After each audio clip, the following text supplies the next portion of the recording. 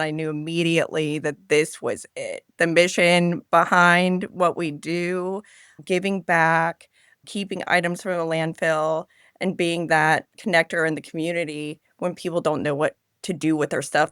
Welcome to Built4Profit Podcast, where entrepreneurs share real stories and strategies that actually work. We're here to inspire, challenge, and give you the playbook to profit with purpose.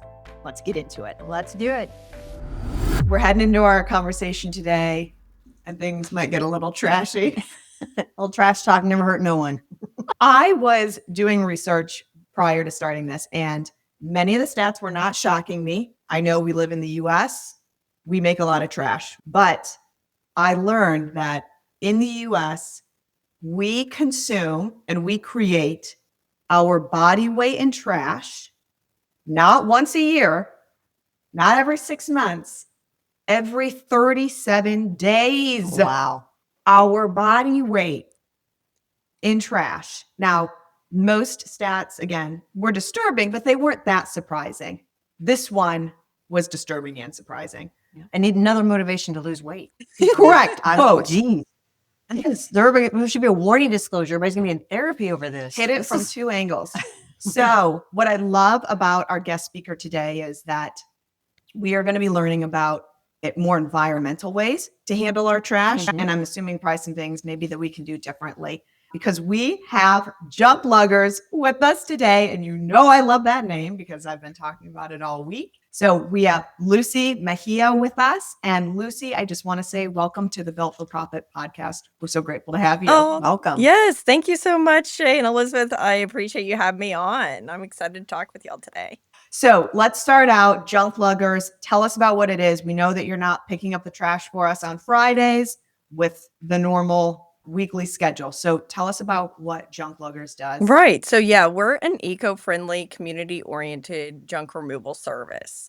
So our mission is to keep reusable items from ending up in the landfill. We work with a multitude of different donation partners who take different kinds of items and also have different recyclers for different types of materials to keep that in the circular economy so that we can reuse, repurpose, and make sure that the items get a new home and a new life. So how does someone know if they can use Junk Luggers or not? I think everyone has junk, and one person's junk is another person's treasure. But like you're saying recycle or reusable. And so how do I know what falls into that category? The couch I don't want anymore. I tried to take actually a chair to Goodwill the other day and it told me it didn't Make the You cut. know, Another man's. apparently use no one's treasure. Okay. We do take trash too, all kinds of debris, construction debris, yard debris, and that couch that maybe your dog or cat clawed up or chewed up, right? We're your one-stop shop for anything that you're looking to get rid of, to declutter, to get a home ready, to if you're relocating and don't want to take all that extra stuff with you. Really, we can take just about anything. The only things we don't take are hazardous materials and chemicals, but there are services that the county puts on that you can get rid of those chemicals and items in a responsible and safe way. So nice. So it doesn't necessarily have to be trash. It could be something you want to donate or do something that needs to be hauled off. Right. And not everyone's the Okay. time or capability to be able to lift and haul those things away. So that's where we come in and our crews do all the heavy lifting for you and take it away right then and there. And is it always for multiple items? Like I could definitely see I'm moving, I'm clearing out a house, I've got lots of stuff. And then you decide, Lucy, what can be donated and what needs to be trash, or how much work do I need to do on my end? Yeah, so you just let me know what you want us to take. And then we give you a free no obligation estimate. We take it away, we bring it back to our warehouse and we sort it out. We know what our donation partners are looking for. We know what can be recycled. So really super easy, hassle-free for you to be able to call us, come in, pick it up, and then we distribute it out as well as give you the donation receipt when we're able to donate. Oh, Oh, nice. that's nice. Yeah. Now, Yeah. what if someone was just getting rid of their fridge or something like that? Yeah. Is that qualify? Absolutely. So we can do anything from a full house clean out or commercial clean out to a one item pickup. Okay. Our minimum is about the size of a washing machine, 5 feet tall. Okay. All right. It's my height. Yeah. Fit. I can be hauled off. So, okay. Interesting. I just learned things Me too. because you always just think when you say junk luggers, you just think junk. But the giving back to the community and the recyclable and the eco-friendly is all very new information. I would think that most people wouldn't know. But I'm sensing maybe something you're passionate about here, Lucy. Tell us, you just wake up one day, or maybe you did, and sit down and say, yeah, junk luggers is the right thing for me. So how did you get there? Tell us a little bit about you. Yeah, I grew up in Atlanta, born and raised, and really have always loved the environment. So I spent my summers in Tennessee and have been around people who kind of care about the recycling, the donating, the giving back. And then worked for my dad as an entrepreneur. He's an entrepreneur, worked for him since I was 14 years old, had a really great work ethic. Went to college at Georgia State University and got my master's in environmental geology and geosciences. Oh, yeah, it's a natural progression. I see it now. The connection is there. So I started working in academia in the lab as a TA, then went to work for government for a couple summers as an intern at the watershed management, worked for a utility gas company, and then I got married, had kids, and decided to stay home. So I was a 4-year stay-at-home mom. So I've really had a wide spectrum of experience in different sectors of my career. I wanted to get back to work once the pandemic hit, and I knew that, hey, I could get my old job back and work from home. Let's go. So I started to call my old boss back, and then my husband was like, "What if we start our own business instead?"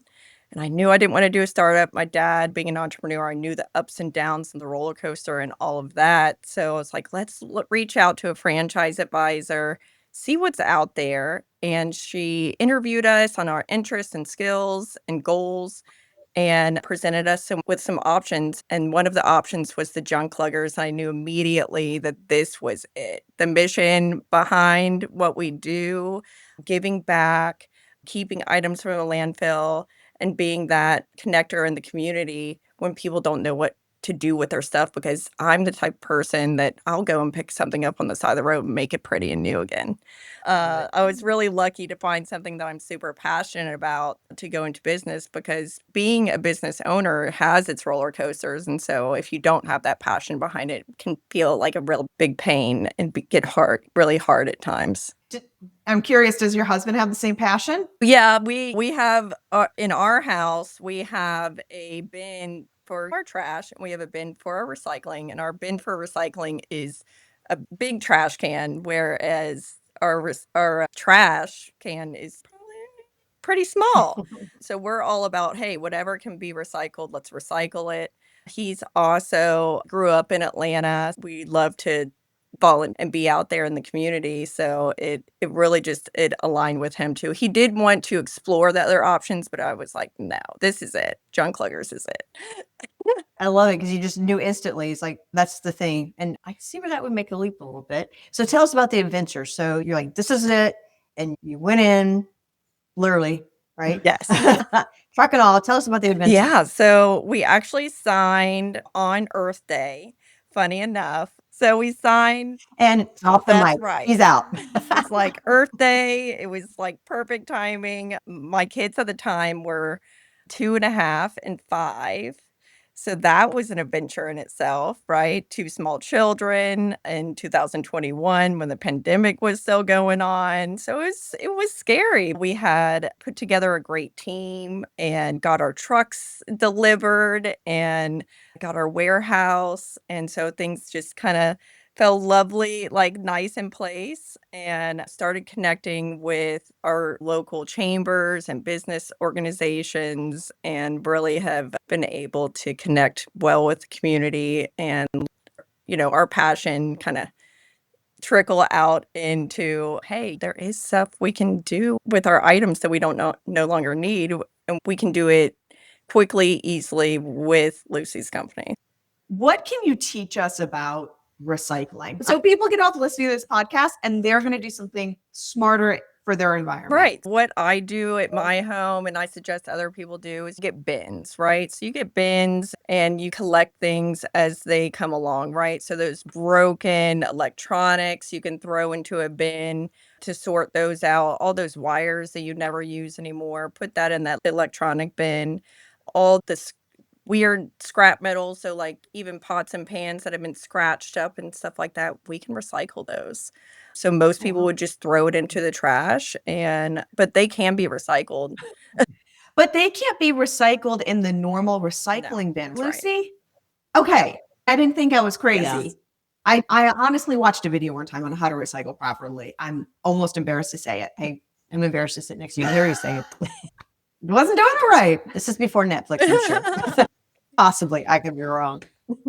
Okay, but I would think, and correct me if I'm wrong, I would think this would be a recession-proof opportunity because I don't think people have less times or more times or different ecosystems where they make less trash or opportunities. But one of the things you mentioned in our brief conversation before that was interesting, I never thought about, you really talk about a very personal human side of going in and helping people with removal. Tell us more about that. Yeah, when you are dealing with a lot of stuff, it can be overwhelming, right? So we tend to collect things, whether you're considered a hoarder or not.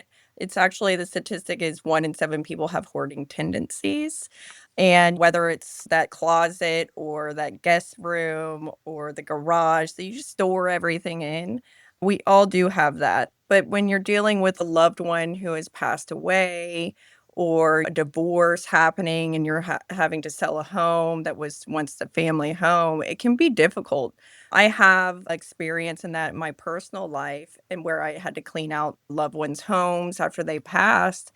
And it is really difficult to go through all their stuff. So, it I understand and can relate to our customers when they're in those situations. And I typically go to those jobs with my crew so that I can help them through that process while my crew is getting to and hauling the stuff out. But it can be overwhelming, and so we're here to be the solution to help you during that process. Now, we're not gonna sort from item to item, but when you are ready to let go and to do the clean out, then we're there to support you in that way. Yeah, I thought it was really interesting when she mentioned that because you just don't think about certain aspects of that. Yeah. And you're right, Lucy. When someone feels overwhelmed, especially in a situation like you just described, the last thing they're going to do is take the time to say, what would be helpful for the environment or what should go to this type of nonprofit? And they just trash it all. So I can see it being very advantageous in that type of situation. You said your dad was an entrepreneur, so you got to see some of this from the beginning, which is great because a lot of people, they don't see two sides. They see employees and that's really it. So talk a little bit about what you learned from seeing him as a child. It sounds like growing up being an entrepreneur and then working for him. What kind of business Yeah, was he so in? he's a photographer. He did all kinds of photography from fashion before I was born to like Better Homes and Gardens, where he would go to people's homes and take pictures of their house and beautiful gardens. And I would go, and I was actually in one of those magazines as a child too, as the extra. So I have a copy of that.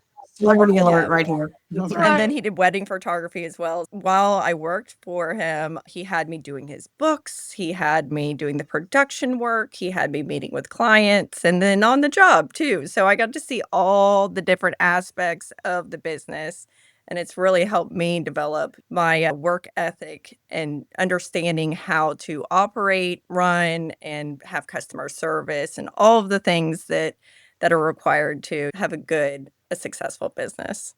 But you said you didn't really want to go just down that route. You knew already that you wanted the franchise route. So what didn't you like about what you saw?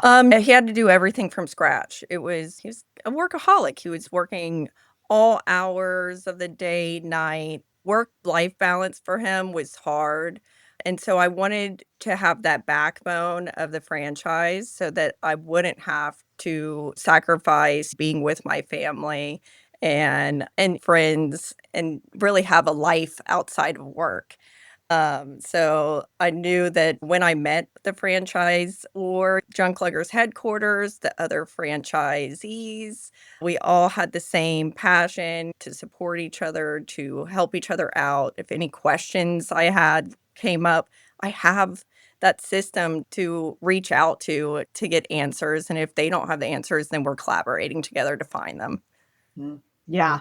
And that's such a great teamwork to have. And you've talked about having a great team yourself. Tell me, even just from the hiring process, how do you phrase this so people know? Yes. Yeah. I do warn them. Customer service Yes. are. I do warn them properly. We're not dealing with, sometimes we go into beautiful homes, right? So we're going into beautiful homes. So we got to make sure our shoes are pristine. So we're not tracking everything everywhere. But then we're going into really tough situations too, to like not like unsanitary situations as well.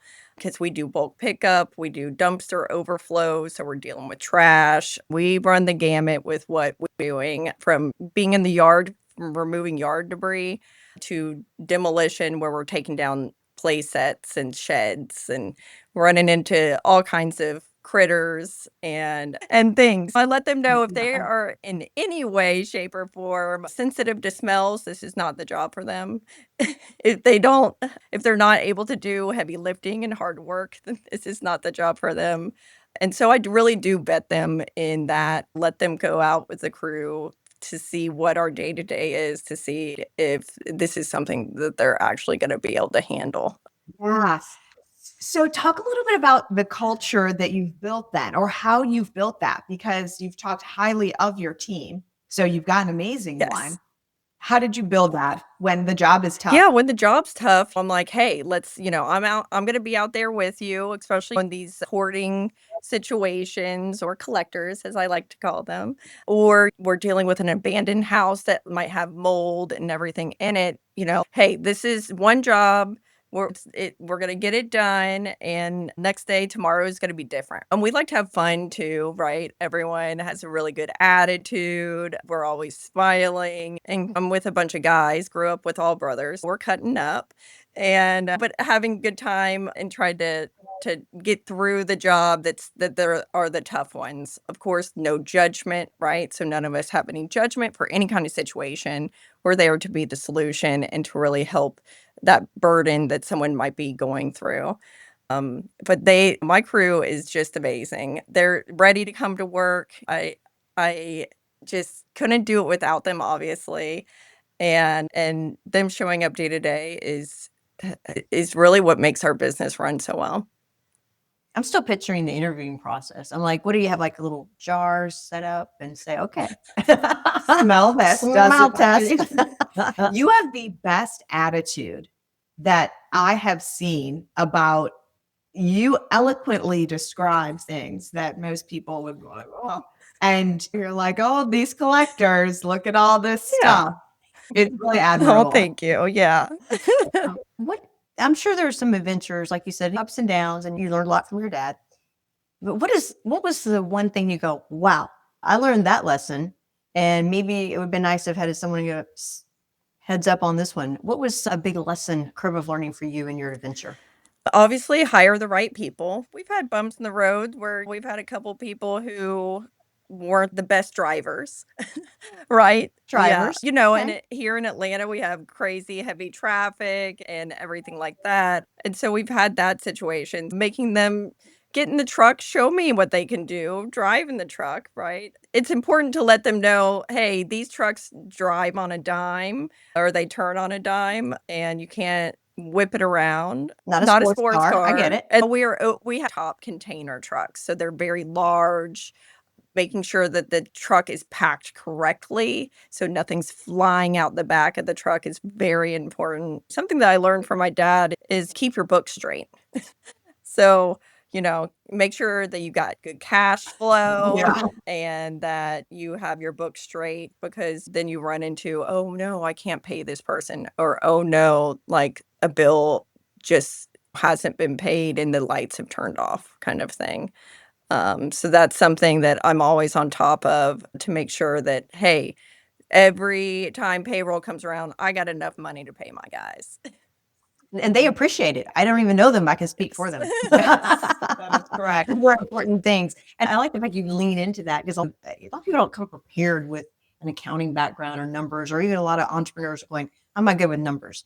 But it doesn't matter. I always say you've got to know your numbers. It's like a scorecard. You got to know the score of the game because you're going to make plays differently and things like that. There's so many questions I can just go down this I road. know. I want to hear stories all day, but I know we can't just go down that lane. Yeah. I feel like Lucy's got them. So if you were you're speaking to people that are maybe have that desire, that entrepreneur bug has bit them, but they're not sure where to go, or they're a little nervous because there's something outside their bubble, or they're in the mix of it, or somewhere in that journey. What is this wisdom you would say, okay, guys, I'm sharing this with you. This is little gems of wisdom. What would that be? So obviously education, right? So making sure that you have either a mentor that you can go to, or there's different programs. For me, SCORE was really handy.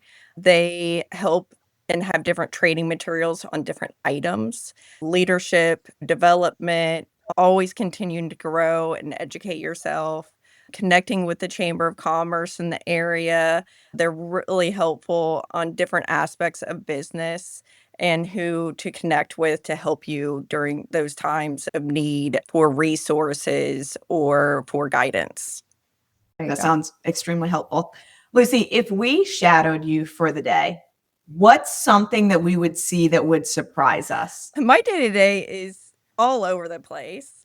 I have a huge territory. And then when I'm out on the job with the crew, I'll get my hands dirty too. So I tell them, hey, I wouldn't have you do anything that I wouldn't do.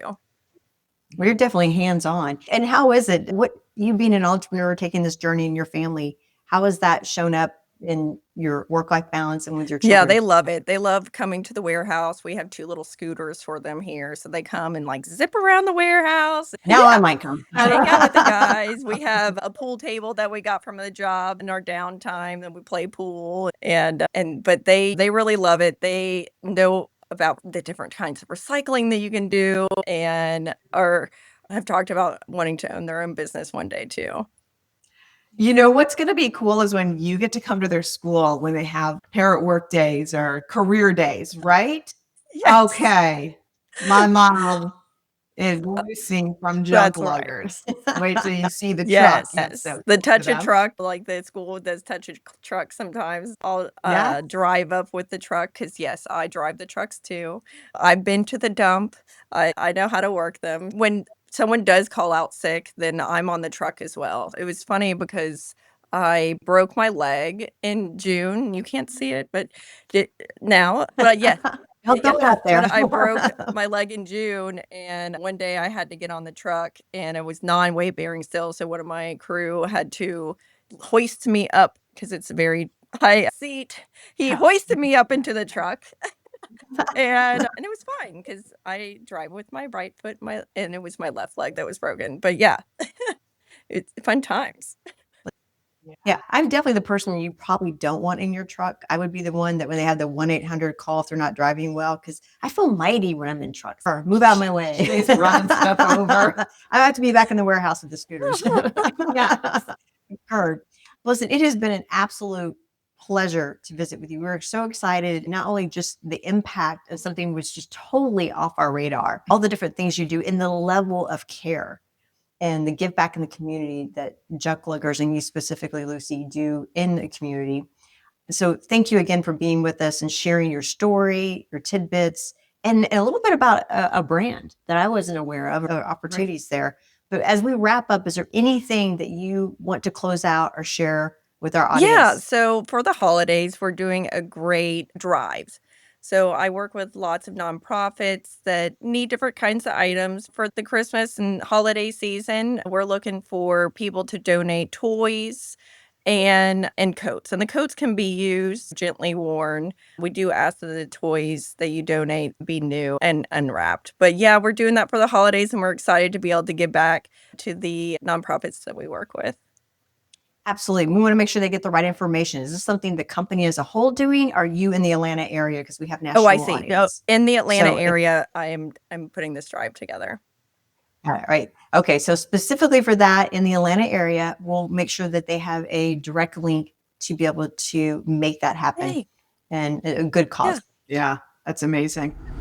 Elizabeth, when you're building a franchise or a business, staying connected in real time with your customers isn't an option anymore. It's survival. Yeah, it's a different game now. And that's why we're proud to be partnered with IUTA Connect with the Built for Profit podcast, because they bring AI solutions to businesses and just connect the consumer in a seamless manner. Yeah, from streamlined call centers to interactive engagement tools to interactive website.